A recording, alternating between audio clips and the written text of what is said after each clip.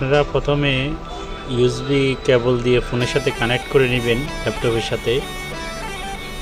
তারপরে *#0 ডায়াল করবেন, এই অবস্থায় থাকবে। হ্যাঁ, এবার কম্পিউটারে বা ল্যাপটপে এই অ্যাপসটি ওপেন করবেন, এই সফটওয়্যারটি ওপেন করবেন।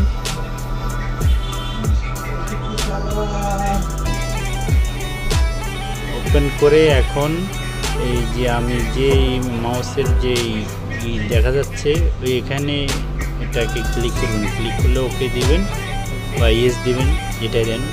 এডিবি অন হচ্ছে।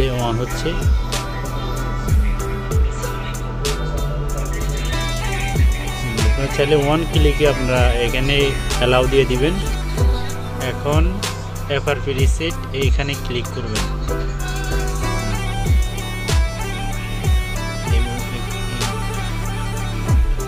মুহূর্তের মধ্যে আপনাদের FRP রিমুভ হয়ে যাবে।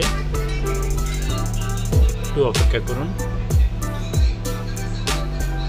এই যে FRP রিমুভ হয়ে গেছে স্যামসাং গ্যালাক্সি M20।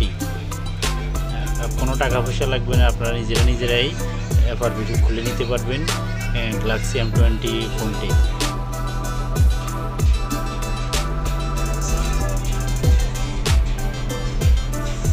একটু অপেক্ষা করুন, কিছুক্ষণের মধ্যে আমাদের সেটিং চলে আসবে।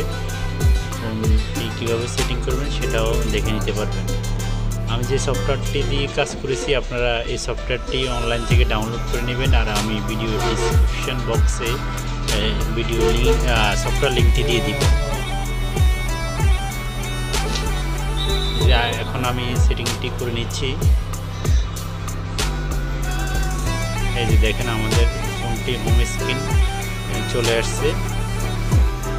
আপনারা খুব সহজেই এই অ্যাপসের মাধ্যমে এই FRP লকটি খুলে নিতে পারবেন।